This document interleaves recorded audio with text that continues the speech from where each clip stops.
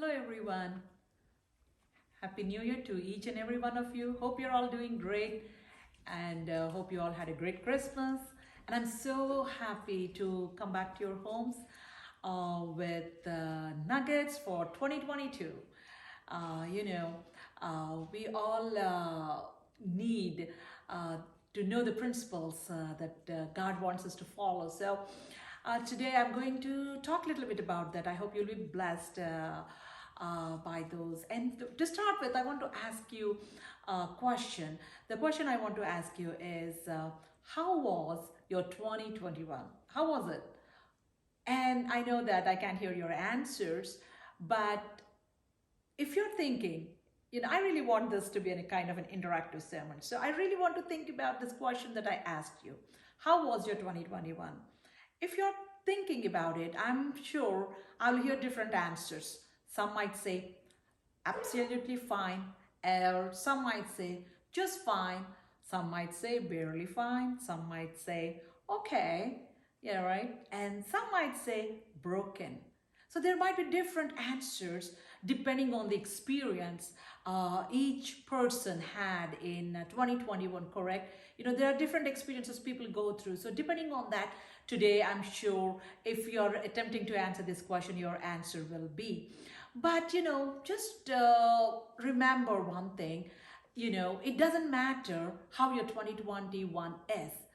We don't have to look back. It's over. It's past. It's over. We are going to move forward to 2022. I want you to think about the crayons, the box of crayons with all those colors that our kids, grandkids use to draw. Think about box of crayons that a child is using. If you open that box of crayons, you see that there are perfect crayons. There will be broken crayons. There will be half used crayons. There will be 1/4 used crayon. There will be all kinds of crayons in the box.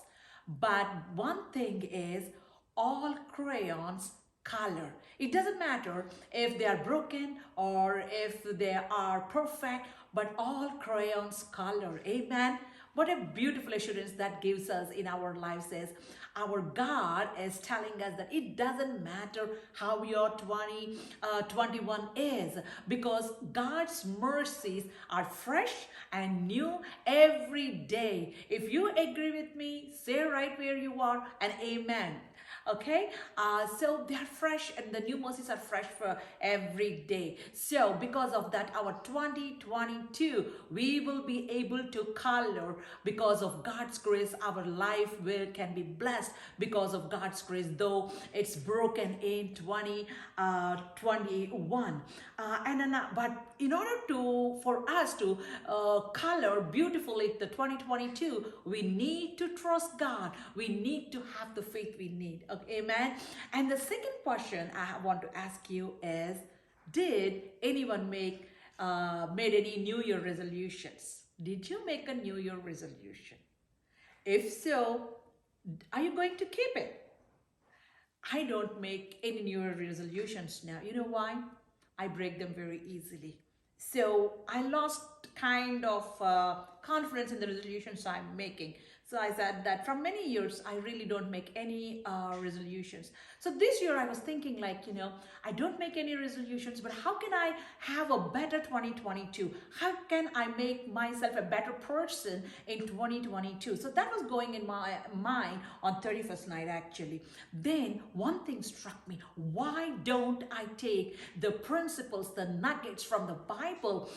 Because the principles, the nuggets from the Bible, they are nothing but they are embedded in the promises of God, right? When God has a promise for you and me, it's always yes and amen. So it will never go vain. It will never go unfinished. It will be fulfilled. So I thought that, okay, let me think about some of the principles that are embedded in the promises of God, so that which I can attempt or try to follow in 2022, so that I will have a much better year than 2021. So So I thought that I got a few on my list. I thought I'll share with you also. If there's anyone like me who want to have a better 2022 than 2021 and who doesn't make resolutions like I do, I'm sure this will really help you, because I have that assurance. The only reason I have assurance in what I'm going to say is because they are from the Word of God. They are biblical principles which can never go wrong. Amen. And the first one is righteousness. The first one is righteousness. You know, the secret that's embedded in righteousness is prosperity and honor.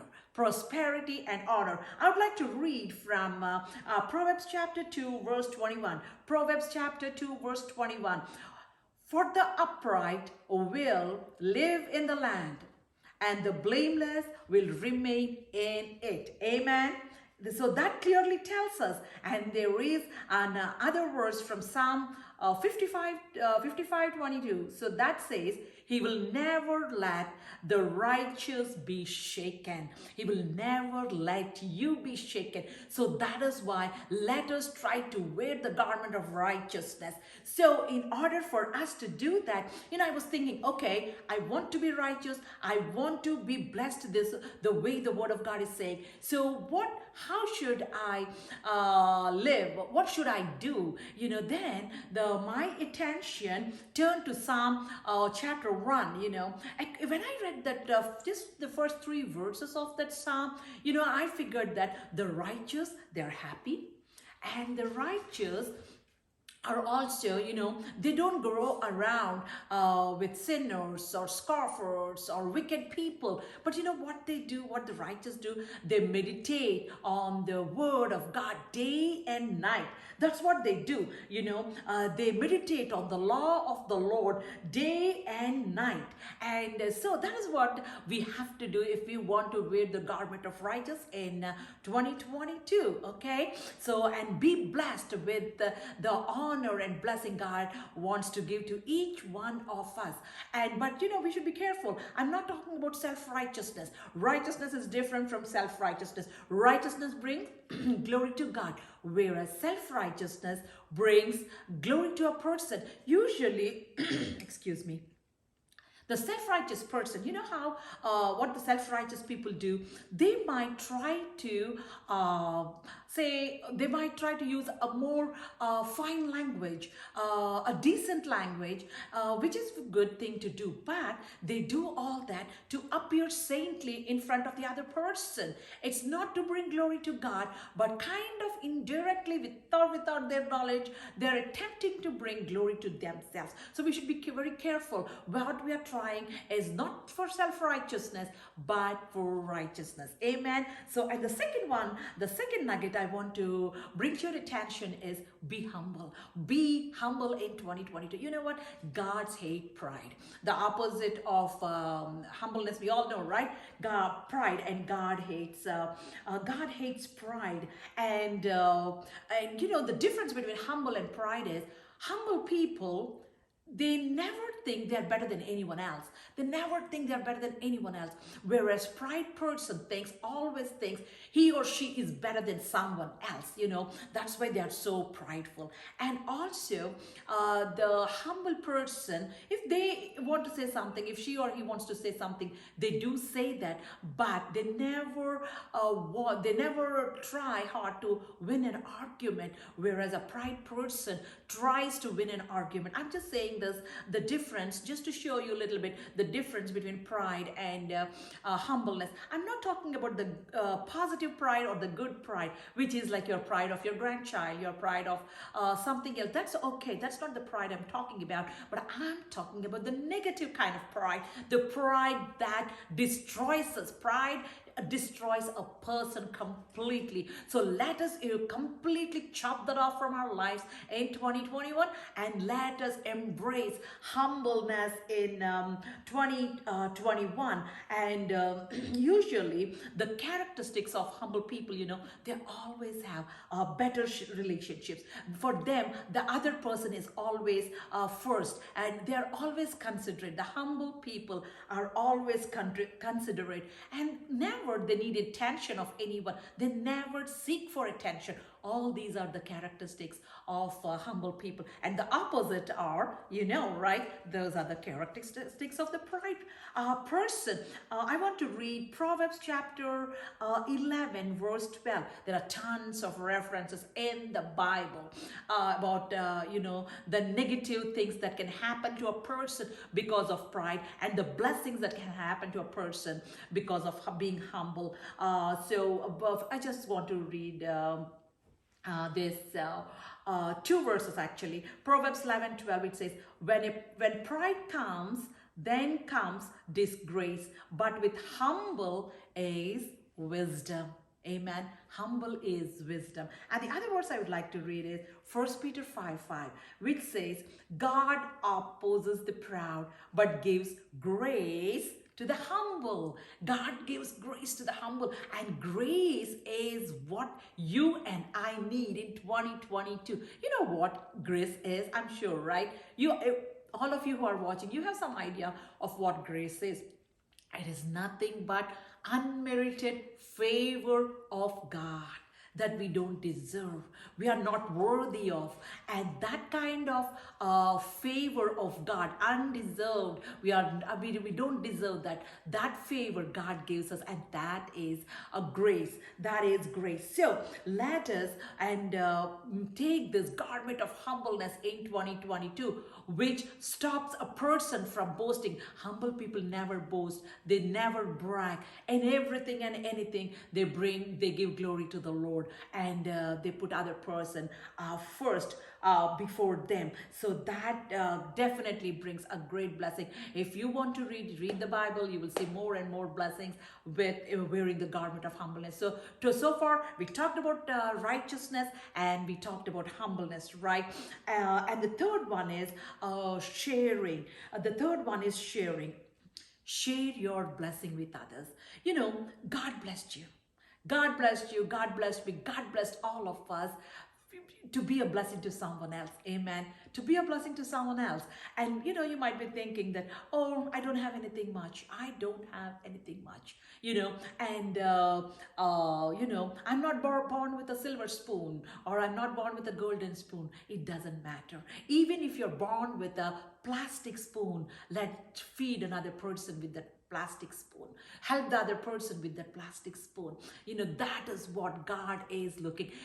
Actually, Jesus, when he was on this earth, he was talking so much about sharing with people, helping the poor and the needy. If you look in Matthew chapter 25, and if you start reading from verse 35, you will see this. Jesus tells the righteous people, actually, the reference there is for the righteous people. He tells to the righteous people, he tells that, when I was hungry, you fed me. When I was thirsty, you gave me water.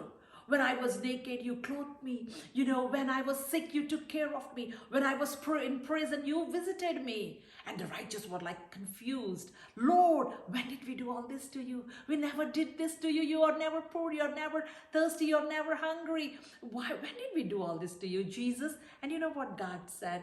What Jesus told them? When you did this to me, because when you do to the least of the brethren, you did this to me. Amen. When you do this to the least of the brethren, you did to Jesus. So when you see a hungry person, when you are helping someone, when you're helping someone, always think that, it can be the disguise of Jesus. I don't remember, but long back, I don't remember if I heard on a video or I read in a book. I think I read in a book about Mother Teresa. Someone asked Mother Teresa, Mother Teresa, right? She went through the streets of Calcutta in India, hugging people who are on the roadside, extremely sick, smelly, dirty, and in a very, very helpless situations. She used to walk, she used to look at those people, she used to go near them, she used to hug them. And one person asked Mother Teresa, how could you hug these people? And you know what Mother Teresa said? When I hug these people, when I look at their face, I look the face of Jesus. I see the face of Jesus. Amen. So when you next time when you're helping someone, remember you're helping Jesus. And also when we help someone, we don't have to be proud that we did something to them. It's nothing great. It's our privilege, it's our honor to help the least of the brethren. So in 2022, we need to help the least of the brethren. And Jesus told those people will inherit the kingdom of God. Those people will inherit the kingdom of God. We need to inherit the kingdom of God. Amen. So we need to share with others. And also be kind. Be kind to the people. The words you say, the acts you do, let it be kind to the people. One day I was watching a small video. Actually, it was a video about a big branded store, and that store was sold to a different owner, and the store manager doesn't know how the new owner looks like. One day, a kind of a lady who did not dress properly, little shabby, stepped into this great branded store, and the store manager didn't treat this lady properly. He looked down at her, and when she asked for something, he said, "You won't know anything here. You can't afford anything here," and all these kind of things. He told her, and he said that, "Please, you can leave." This lady, she left, and after a while, she came with her in a real executive dress. She was the new owner for that branded that store there. And this manager, his jaw just dropped there. He has no words to say. He said that, "Ma'am, I'm very sorry, ma'am, for what I did. But the rest of the story, you can complete. You can use your own imagination, and you can conclude what happened to this manager, right? I don't want to conclude, but so what I want to say here is, be kind to the people. When you show kindness, when you put a seed of kindness, it'll come back to you. It will bear fruit one day. So put the seeds of kindness. And the other thing is time. Time is very, very important. Time is very important. If you look at the things that are happening around us, no one knows anything about the future anymore. See, if I ask a question, if someone or me or someone asks you a question today, how much money is there in your bank? You might be able to answer immediately. If you don't know, you will be able to answer in 1 or 2 days, right? You can call your bank or text them or check or check online and find out, right? But if someone asks you, how many more days left for you on this earth? Can you answer that question? Can I answer that question? No, we can't answer that question, right? We can answer the question if someone asks us how much money is there in your purse or in your account, bank balance or something like that. But if someone asks us how many days are left for you on this earth, we can't answer that question for sure, right? Because we don't know. We don't know. That's why time is much more valuable than money today. It's much more valuable. Don't waste time. I'm guilty of wasting time too. In 2021, I wasted so much time. But let us practice a little bit in 2022 not to waste time. See, on this earth, if we live, we will live to the maximum of how many years? 100 years. I'm very lavish in saying that, right? 100 years. And how much time we spend to live a quality life for these 100 years? We all work hard to earn money. We cook, we clean our houses, we drive around, we go to get groceries, do shopping, or we travel, vacations, business trips, all these things. I'm really sorry, excuse me. So we do all these things. Why, how many hours do we spend in a year for the life we are going to live for 100 years? I, I don't know the calculations. I'm not so good at math. I want you to do the calculation. And after 100 years, we are going to live for eternity, right? How many hours are we going to spending now for the eternity that which is forever and ever and ever? It's very little. I'm thinking for 100 years, it's a lot of hours we are spending, because at least we 8 hours a day we work in our offices or whatever jobs each one of us are doing, right? And cooking, eating, sleeping, watching TV, playing, online, discussions, WhatsApps, online shopping, all these days, if you calculate how many hours, and for eternity, how many hours are we spending? What do we need to prepare for eternity? Long hours of prayer, lot of Bible reading, looking forward to hear the word of God, to serve the people. All these things that I mentioned till now, we need to spend more time in that, right? I do the math, do the calculation, and you will see how much still we have to do, how much of hard work we have to do. I'm not saying hard work, to enter eternity, but how much of work we are doing, how much of time we are spending. So time is very valuable. It's valuable than your money that we have here. So the new beginnings. In 2022, I'm sure God is going to bless everyone with new beginnings, new beginnings. No more old sins, no more old way of doing things. See, sometimes, what we all do is we always expect new results doing the same old method. Sometimes that doesn't work most of the time. I read a very funny story about, it's a funny story about two hunters who want to do elk hunting. So they want to go on a long trip for elk hunting, and they hired a small chopper, and they went to the place, and they had a good time in hunting, and they hunted so many elks. So they brought all those elks, and they were trying to put in their helicopter. And the pilot said, "Sir, you can't put all those 6 elks in the helicopter because this is such a tiny one. It doesn't have the capacity of these 6 elks." These two guys were so persistent. "Last time we did this, that, and this. We paid you so much money. You didn't tell us in the beginning. You should have told us this before. Blah blah blah." And then this pilot, poor pilot, he couldn't do anything. He said, like, "All right, well, it's up to you." And all the elves are in, the men are in. The chopper took off.